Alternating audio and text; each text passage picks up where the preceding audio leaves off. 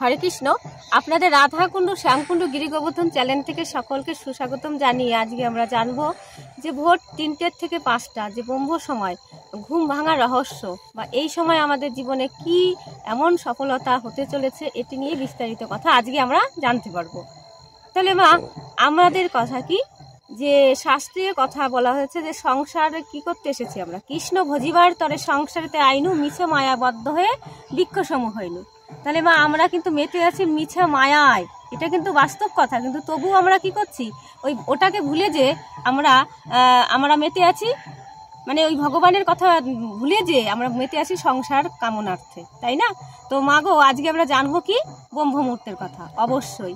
তাহলে মা, আমরা যে এখন ইন্টারনেটের যুগ, বেশি বেশি করে আমরা ঘাটছি, ল্যাপটপ ঘাটছি, ফোন, তাই না?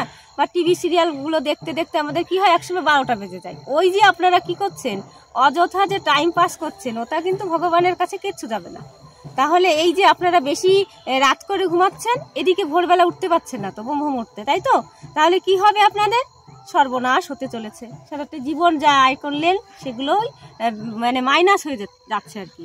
তো আমার ভগবান প্রাণ গোবিন্দ বুঝালেন যে এই যে সংকেতটা, ব্রহ্ম মুহূর্তে উঠলে যে সংকেত আমরা পাচ্ছি না, সেই সংকেতের কথাই আজকে আমরা বলবো যে এর রহস্য কি, এটা কি ভালো না খারাপ, তাই তো? তাহলে অবশ্যই আমরা বলবো যে ব্রহ্ম মুহূর্তে উঠলে পরে ভগবান শ্রীকৃষ্ণ আমাদের অবশ্যই কৃপা করেছে গো মা। এটা যদি বেশ কিছুদিন আপনারা দেখতে পাচ্ছেন, লক্ষ্য করছেন যে আমার ঘুম ভেঙে যাচ্ছে 3টের পর থেকে 5টার মধ্যে আর কি, অবশ্যই আপনি ভাববেন যে এটা কিন্তু একটা বিরাট আমার জন্য ভগবান কিছু দিচ্ছেন। হ্যাঁ, বিরাট একটা আমাদের ভগবানের কৃপা পাওয়ার একটা সময় এসেছে। অবশ্যই তখন আপনি ঘুমিয়ে পড়বেন না মা। এটা যদি কন্টিনিউ হতে থাকে তাহলে আপনি অবশ্যই ঘুমাবেন না। অবশ্যই আপনি কি করবেন, ভগবানের সেই কৃপা আপনার উপরে বর্ষণ করেছে এটা মনে রাখবেন। আর কি করবেন যে ওই 3টের সময় মা, সত্যি আমিও ঘুমিয়ে থাকবো, অবশ্যই আমারও ঘুম, মানে ওই সময়টা তো আমরা বেশি রাত করে ঘুমোচ্ছি, তাহলে আমাদের ঘুম কেন ভাঙবে? তাহলে আমার মতো অধম তখন ঘুমিয়ে থাকে। কিন্তু এটা যদি কন্টিনিউ দেখতে থাকতেন যে না, আমার তো ঘুমটা ভেঙে যাচ্ছে, প্রায় দিনই ঘুম ভেঙে যাচ্ছে, এটা হচ্ছে ভগবানের খুবই একটা আমাদের উপরে কৃপা বর্ষণ করছে।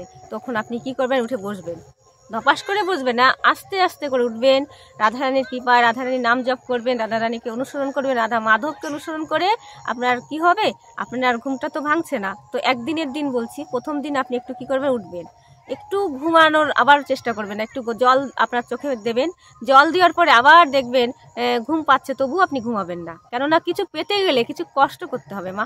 তাহলে আপনাকে কি করতে হবে, জল আপনার চোখে একটু জল, হাতে মুখে একটু জল দিলেন, আপনি ফ্রেশ হলেন, এবার আপনি বসে পড়বেন। এইবার আপনার জীবনের যত আশা বা আপনার সব থেকে বড় কথা কি, আপনার আরাধ্য দেবতা অবশ্যই রাধা মাধব। তো রাধা মাধবকে আপনি কি করবেন, স্মরণ করবেন, চোখ বন্ধ করে দিয়ে প্রার্থনা করবেন, ভগবানের মন্ত্র তন্ত্র আপনার যা জানার ইচ্ছা, যা আপনার আছে, রাধারানীকে নাম করে শোনাতে পারেন আপনি, আপনার মনের বাঞ্ছা, মানে আমার মাধবকে খুশি করতে পারি যেটা দিয়ে, অবশ্যই শ্রীমদ্ ভগবদ গীতা হতে পারে, মালা জপ করতে পারেন, আপনার মনোবাঞ্ছার কথা ভগবানকে জানাতে পারেন। এইভাবে করতে করতে করতে করতে এক সময় আপনার এই প্রার্থনাই হবে আপনার একটা বিশেষ অস্ত্র, যেটার দ্বারা আপনি গোবিন্দের সে রাতুল যুগল চরণ অবশ্যই পাবেন। আর এই ব্রহ্ম মুহূর্তে ওঠাটা আপনার জীবনে একটা সফলতা আনছে মাগো। এই সফলতাকে যদি আপনি ধরে রাখতে পারেন, আপনি বিশ্বাস করবেন, আপনি নিজে বিশ্বাস করে দেখবেন যে কন্টিনিউ, আমি বেশি বলছি না, 7 দিন আপনি চেষ্টা করবেন এইভাবে উঠার।